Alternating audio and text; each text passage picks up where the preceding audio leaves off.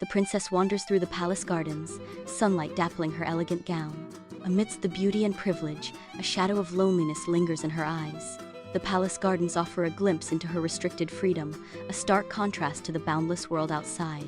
In the palace ballroom, the princess dances with a suitor, her expression unreadable amidst the swirling gowns and glittering lights. Music and laughter fill the air, but the princess's eyes betray a distant longing as she dances. Her gaze drifts towards the distant windows, a subtle hint of yearning in her eyes. In the opulent chambers, the princess sits alone, her silhouette framed by the moonlit night. Her fingers tighten around a book of adventure stories, her mind ablaze with dreams of distant lands and daring escapades. In the quiet of the night, her heart yearns for a life beyond the gilded cage of royal duty. The palace rises in splendor, its walls bathed in the golden light of day. Amidst the royal horses, one shines with an otherworldly gleam of magic horse, set apart by its luminous coat. Servants and royalty alike pause, their glances a blend of reverence and habit, acknowledging the horse's singular presence. In the royal stables, a magic horse resides in a stable far grander than the rest. Tom sneaks into the stable, an apple clutched in his hand, a silent offering of friendship. Whispering secrets and dreams, Tom extends the apple to the horse, his voice a gentle murmur in the night. A gentle nudge seals their bond, revealing the horse's kind nature. Dread fills the throne room as King Arian addresses his court, his worry a palpable weight. We face a grave threat. Viridia prepares to strike. The magic horse shifts restlessly, sensing the impending storm. Princess Amara observes the horse, her mind racing with a glimmer of hope amidst the looming war. The horse, its magic, might be our only hope. Sunlight pierces through the grand hall's tall windows, lighting the still air as Princess stands alone. Her melancholic eyes follow the rhythmic ticking of the grandfather clock in the distance. She reaches out, her slender fingers tracing the cold, unyielding stone of the wall. In the quiet stillness of the library, the princess sits surrounded by towering bookshelves, seeking solace in the glow of a single lamp.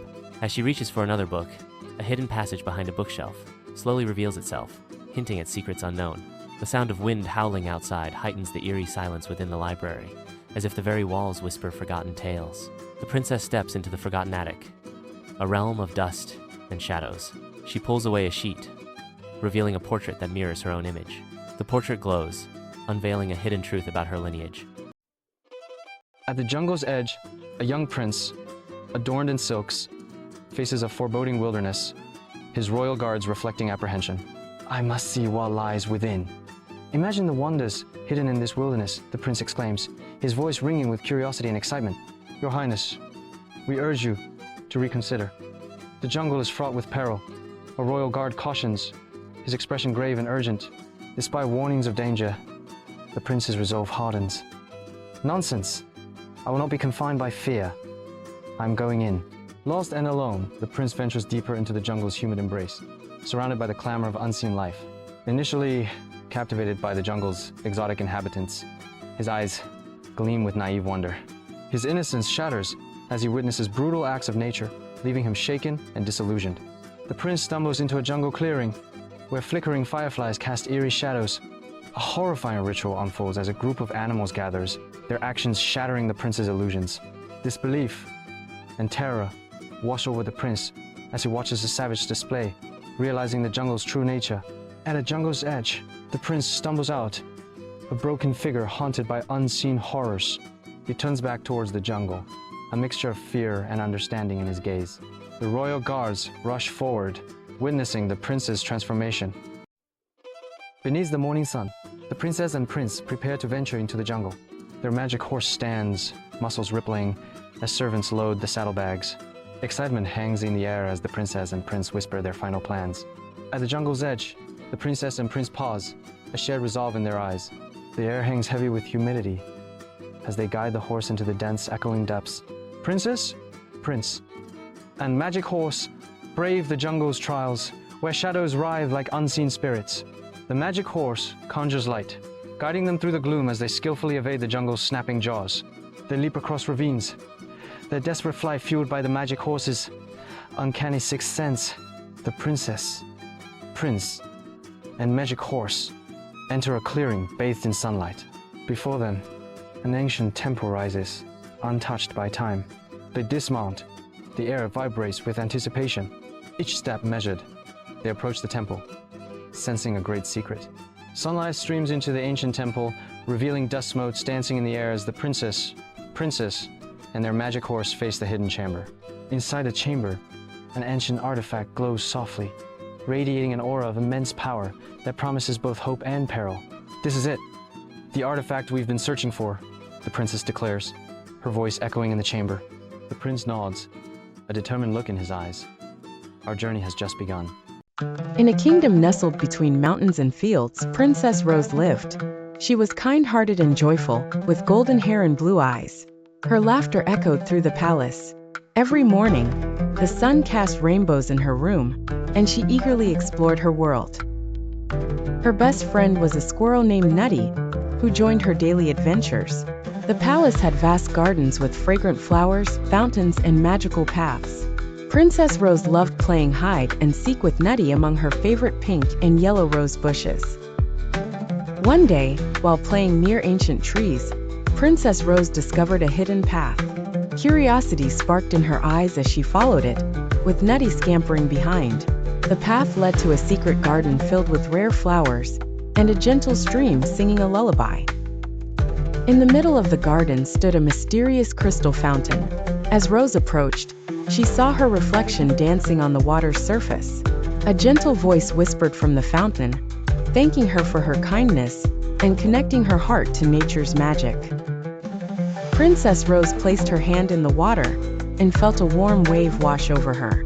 The garden came alive with chirping birds and rustling leaves. It was a magical place, special to her alone. From that day, she visited the garden with Nutty, caring for the flowers.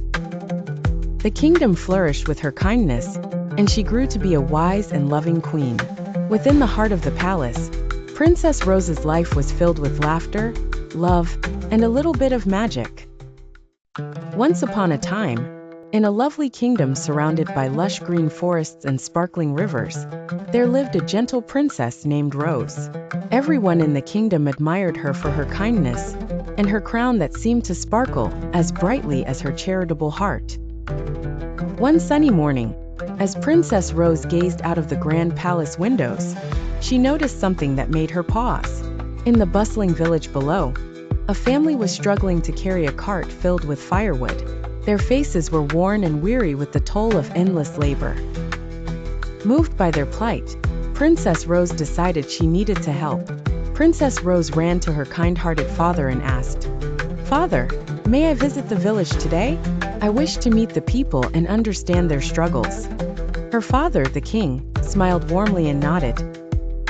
"Of course, my dear Rose.